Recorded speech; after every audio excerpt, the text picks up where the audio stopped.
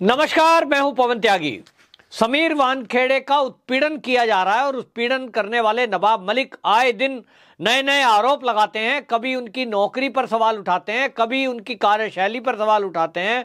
उन्होंने रेड को फर्जी बता दिया और यह तक कह दिया कि समीर वानखेड़े उगाही करने वाला आदमी है। अब समीर वानखेड़े इन सब आरोपों से तंग होकर SC/ST आयोग पहुंचे हैं और उन्होंने ये कहा कि मुझे एक दलित होने की सजा दी जा रही है, कि मेरे ऊपर इस तरह के जो ब्लेम लगाए जा रहे हैं उससे मुझे अब ये लगने लगा है कि कहीं मैं तो अपराधी नहीं हूं। मतलब एक अपराधी की तरह मेरे को घेरा जा रहा है, जबकि मैं अपना काम ईमानदारी से करता हूं। मेरी नौकरी में मैंने आज तक कोई गलत काम नहीं किया और अभी भी आर्यन खान केस हो या कोई भी केस हो, मैं कभी भी अपनी जिम्मेदारियों को निर्वहन करता हूं। ना मैं जाति देखता, ना मैं धर्म देखता हूं। ईमानदारी से काम कर रहा हूं, सरकार के कहे अनुसार काम कर रहा हूं, लेकिन उसके बावजूद मेरी नौकरी, मेरे परिवार, मेरे जाति तक पे जो सवाल उठाए गए हैं उससे मैं बहुत आहत हूं। और SC/ST आयोग में ये रिटन में उन्होंने एप्लीकेशन दी है।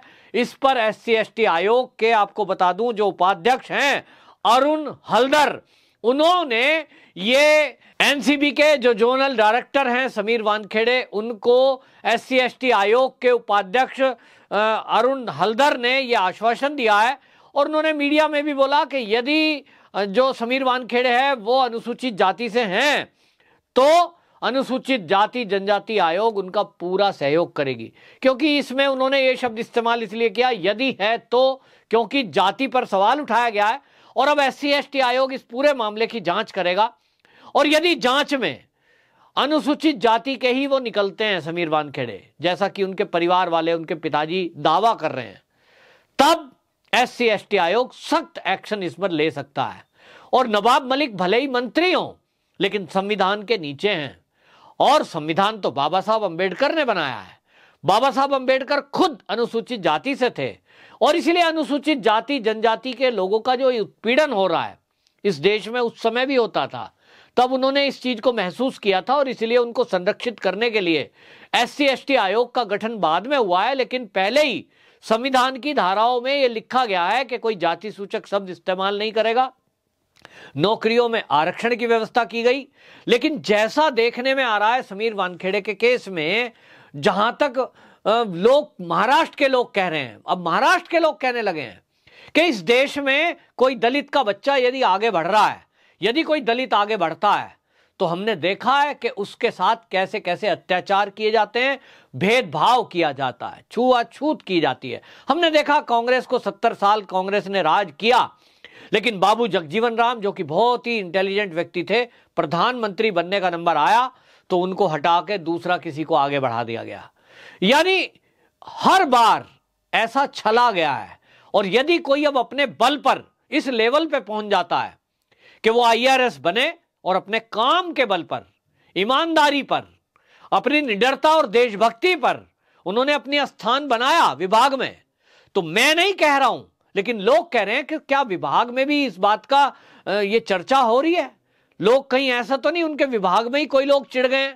जैसा कि नवाब मलिक का बयान आया है, नवाब मलिक ने कई बार एक वर्ड का इस्तेमाल किया। उन्होंने कहा कुछ लोग मुझे NCB के लिखित में कंप्लेंट दे रहे हैं, जानकारी दे रहे हैं। ये कौन लोग हैं?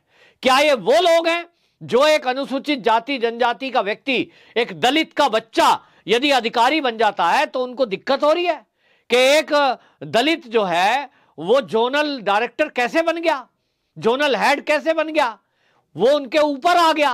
अरे भाई, आप भी समीर वानखेड़े बनो, किसने मना किया?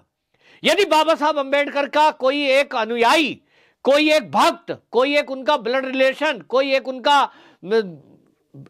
अनुसूचित जाति का बंदा यदि अपनी काबिलियत के आधार पर आगे बढ़ रहा है तो चिढ़ काय बात की? हमने देखा है। लेकिन बाबा साहब अंबेडकर के साथ क्या नहीं हुआ? बचपन में उनकी जो योग्यता क्षमता थी उसके अनुसार उस जमाने में भी उनके साथ छुआछूत होती थी। जितनी शिक्षा हमारे देश में भीमराव बाबा साहब अंबेडकर की थी, इतनी तो किसी के पास थी ही नहीं। लेकिन उसके बावजूद भी ना उन्हें राष्ट्रपति बनाया गया, ना प्रधानमंत्री बनाया गया, यहां तक कि मंत्री। मतलब क्या हुआ इस देश में? केवल संविधान निर्माता कहकर के खुश कर दिया गया। और ये अभी तक चल रहा है, लेकिन अब नहीं चलेगा, क्योंकि आज की डेट में जो अनुसूचित जाति जनजाति आयोग है, SC/ST आयोग, वो इस टाइम एक्टिव है। हमने देखा अभी बंगाल में जब हुआ, पश्चिम बंगाल में जब उत्पीड़न हो रहा था, जो दलित वर्गों के साथ में अत्याचार हो रहे थे, तब SC/ST आयोग एक्टिव हुआ और उन्होंने कई सारी FIR वहां लोगों के खिलाफ कराई, और जिसका आज नतीजा है कि कई सारे लोग पश्चिम बंगाल में जिन्होंने दलितों का उत्पीड़न किया वो आज जेल में है। तो नवाब मलिक की मुश्किलें बढ़ने वाली हैं। और इसमें आपको बता दें, जो समीर वानखेड़े की बहन है, वो बहन है यास्मीन वानखेड़े, वो पेशे से वकील हैं, जिसको नवाब मलिक कह रहे थे कि एक लेडी डॉन है। वो लेडी डॉन ने कोई मर्डर नहीं कर रखे, लेकिन हां, वो भी एक दलित की बच्ची है, लेकिन वो संविधान के दायरे में रहकर कानून की पढ़ाई करके अपने एक पहचान बनाई है। तो अब वो आपको बताएगी कि एक दलित की बेटी क्या कर सकती है। ये यास्मीन ने बताया है, थाने गई है, FIR लिखने के लिए एप्लीकेशन दी है, FIR की आश्वासन मिला है कि नवाब मलिक के खिलाफ 2 दिन के अंदर FIR कर दी जाएगी। लेकिन यास्मीन ने घोषणा कर दी है नवाब मलिक के खिलाफ। उन्होंने कहा कि यदि 2 दिन के अंदर महाराष्ट्र पुलिस नवाब मलिक के विरुद्ध उत्पीड़न की एप्लीकेशन की FIR नहीं करती है, तब मैं वकील हूं, मैं जानती हूं क्या करना है। निश्चित रूप से कोर्ट के जरिए नवाब मलिक को कोर्ट में खड़े करने की ताकत इस देश के संविधान ने दी है। तो जो ये नवाब मलिक उल जलूल बयान अब तक कर रहे थे, उस बहन की फोटो को वायरल कर दिया उन्होंने, जिसका इस केस से कोई लेना देना नहीं है। अगर कोई सरकारी नौकरी कर रहा है, वो उसका व्यक्तिगत काम है। आप नौकरी पर सवाल उठाएं, 1000 बार कहें कि रेड फर्जी है, कहें, यह अधिकार हो सकता है किसी आम आदमी का हो कि आप जांच पे सवाल उठाएं, विभाग पे सवाल उठाएं, भ्रष्टाचार के मुद्दे उठाएं, लेकिन आप किसी अधिकारी के बच्चे, वाइफ और आपके मां बाप, बहन, इनको कैसे घेर सकते हो?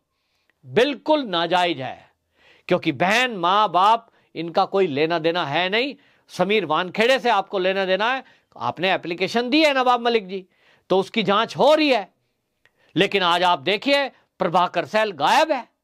जो आरोप लगा रहा था उसको NCB बुला रही है, NCB के इंटेलिजेंस के अधिकारी बुला रहे हैं कि आओ भाई, तुमने हमें एफिडेविट दिया था कि समीर वानखेड़े को रिश्वत देनी थी, 8 करोड़ की डील हुई, अब कहां हो, सबूत तो दो। यानी केवल आरोप लगाकर जांच से भटकाना था। मैंने आपको पहले भी कहा है कि यह सारी की सारी साजिश रची गई, प्रभाकर सैल को तैयार किया गया इस बात के लिए कि आप केवल आरोप लगा दो। उसके बेस पर यह तैयारी थी ड्रग माफियाओं की कि हम कोर्ट में जाएंगे, कोर्ट में केस चल ही रहा है, जब यह आर्यन का केस चल रहा था, हम एप्लीकेशन लगाएंगे और जज साहब को कहेंगे कि देखो जी, ये जो समीर वानखेड़े है, इसके खिलाफ तो भ्रष्टाचार का आरोप लगा है, और जब तक यह आरोप सिद्ध नहीं हो जाता, इसको जांच से हटाया जाए।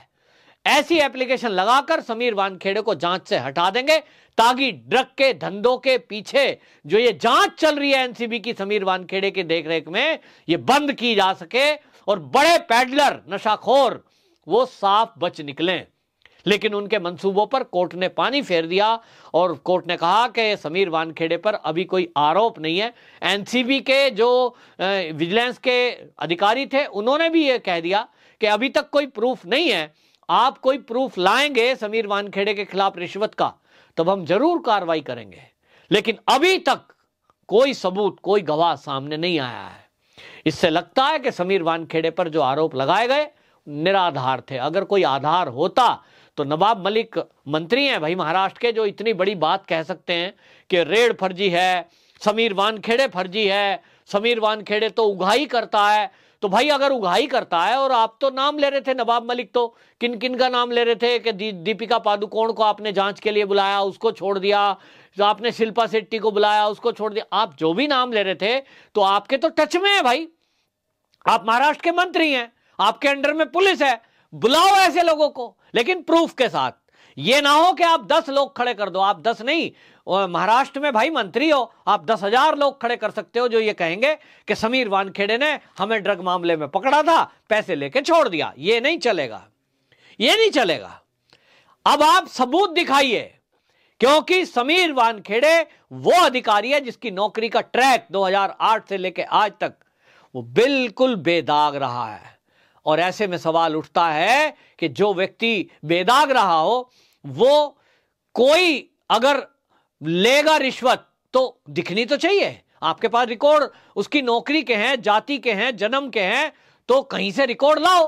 तो सबूत के साथ नवाब मलिक प्रस्तुत करें कि किसी ने समीर वानखेड़े को पैसे दिए हों, लेकिन केवल आरोप लगाकर आप भाग जाएंगे तो यह हो नहीं सकता, क्योंकि समीर वानखेड़े उन अफसरों में है कि जो वाकई में कानून का पालन करते हैं और कानून के जरिए अब वो कार्रवाई करने जा रहे हैं। उनकी पत्नी, उनकी बहन और उनके पिताजी ये कानून के पास पहुंचे हैं। और इसमें आपको बता दूं कि अब कई दलित संगठन भी आगे आए हैं और पूरे देश में यह आक्रोश है दलितों के अंदर, दलित संगठनों के अंदर, कि यदि एक दलित को इस तरह से बढ़ता हुआ देखकर कोई बदले की भावना से या कोई चिढ़ने के बाद इस तरह की हरकतें करेगा, एक दलित का अपमान करेगा, तो यह देश उसको सहेगा नहीं। लेकिन आश्चर्यजनक बात यह है कि दलितों की राजनीति करने वाले राहुल गांधी, जिनके सहारे से महाराष्ट्र की सरकार चल रही है, इस राजनीति पे पूरी तरह मौन है कि एक दलित का अपमान महाराष्ट्र के अंदर क्यों किया जा रहा है। और इस पर आपको बताएं, ना तो शरद पवार का कोई बयान आ रहा है, ना उद्धव ठाकरे का कोई बयान आ रहा है। बयान दे रहे हैं तो केवल नवाब मलिक, और वो भी वो बयान जो आए दिन झूठे साबित होते हैं। आखिरकार क्यों, ये जनता पूछ रही है। वंदे मातरम।